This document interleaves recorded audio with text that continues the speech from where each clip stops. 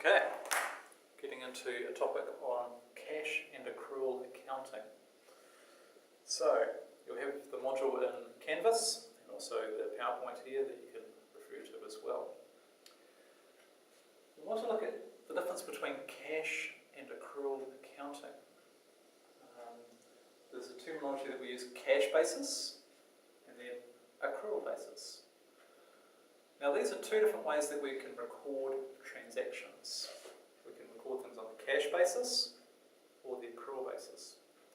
If we record things on the cash basis, we record revenue when it's received or when an expense is paid.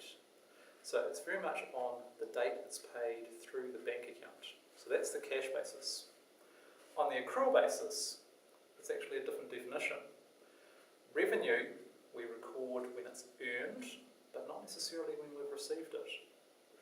And expenses we record when it's incurred, but not necessarily when we've paid for it. So accrual accounting is actually true accounting where the revenue and expenses is recorded exactly to the period that it relates to. Whereas cash basis is actually just the movement of cash, and when does the cash actually happen. And there's a difference between the two. So we're actually going to go through the differences, and we're actually going to prepare an income statement first on the cash basis, then on the accrual basis, and actually see that yes, there is a difference between the two ways. Okay, so let's have a look through. So cash flow is not the same as profit. So if you've got cash, you could be very profitable business, and so your net profit on the accrual basis, you've got a profit. But you could be running out of cash. So cash does not equal this. So profit isn't the same as having cash flow. So we're going to look at some of those differences now. So in the PowerPoint, you've got a few differences. Sometimes there's a difference between revenue and receipts. So revenue is what we do on the accrual basis. Revenue is when we earn something. But that's not when we receive it. When we receive it, that's on the cash basis. So we have a slight terminology change. So revenue gets changed to cash receipts. Now the same thing happens with payments of expenses as well. So here we've got expenses, but on the cash basis, it's actually cash payments.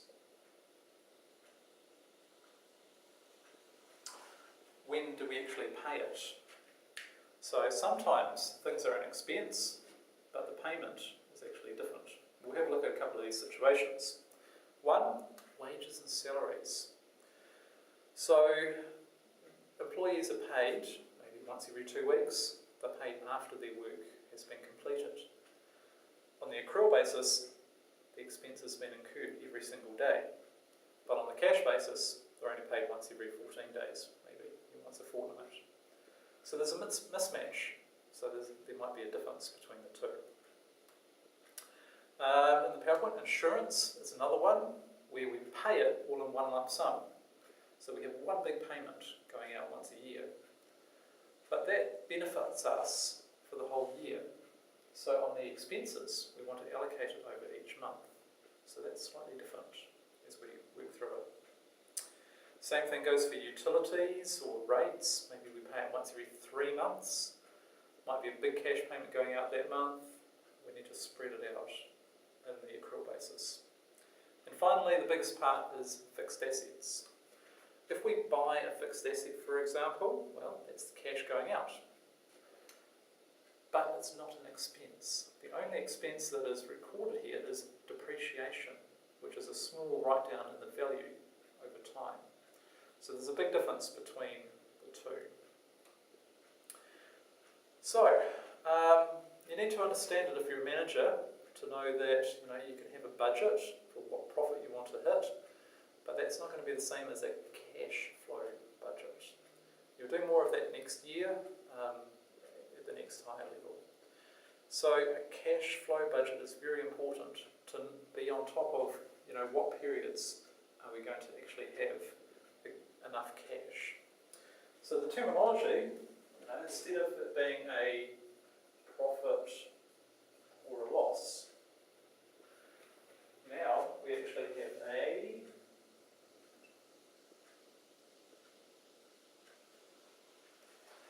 deficit or a surplus occurring. So cash surplus is a period where we have excess cash coming in, and a cash deficit is actually where we are paying out more cash. So you want to make sure you have enough cash to get you through. So there's an example there on the PowerPoint, which is actually the first example in your workbook, where we have sales. So sales we haven't tampered with for this class. We do add a bit more next class, but sales is the same, cash receipts and revenue, that's going to be the same. We're going to get a bit different when we get into the payments, because you'll see there that wages, wages, we've got 90,000, we've got 60,000, we've got 60,000. You go, well, why is that? Well, it's $30,000 per fortnight being paid. Sometimes it's possible that in 1 month period you have 3 payout days. So you might pay on the 1st, the 15th, 29th. 3 fortnightly pays. In 1 month you've paid out a lot more. So you have a mismatch. It doesn't quite work properly. So on the cash basis, yes, this is the amount of cash that we have paid out in each month. And so under the cash basis, that's exactly what you're wanting to do. So you're going to be doing it for each of the 3 months and listing out what's the cash received, what's the cash paid in each of these 3 months. As we work through the scenario, we've got just talked about the wages on the cash basis. Then you've got insurance. What month was that paid? That's for a whole year, so that's a big amount that's being paid out. Then you've got interest. Again, that's being paid quarterly. One payment every 3 months. So what month does that fall into? For a bit of extra help there on the calculation, do look into Canvas. I have put some of the calculation tips there. And then finally we have other operating expenses, 25,000. If we take our total cash receipts minus our total cash payments, that gives us our deficit or surplus for that month. So you can calculate it 3 times. And what you'll see on the cash basis is that it will change heaps. 1 month will be a huge surplus, another month will be down, back up. And this is the cash basis, is that it can be very variable because it just depends on when cash was received and when cash was paid. Now we're going to compare it to the accrual basis of accounting. So if you have a look in the next slide. The accrual basis of accounting is actually a lot more precise. It actually looks at allocating the expense over the 3 months in some cases. Now there's no adjustment to revenue, but expenses do change. So wages, now you do it on a per day basis. Divide by 14 and then times by the number of days in that month. So divide by 14 will get you per day, that's how much your wages is going to be. And then times 30 or 31 days, depending how many days in that month. Insurance, just do it on a per month basis. Again, so you take the total payment, divide by 12. Interest, interest is again on a per month basis. So you take the interest, spread it out over the months. Other operating expenses, it's the same. And now depreciation is added in. Depreciation is not cash. So it's just an accrual expense that we add in.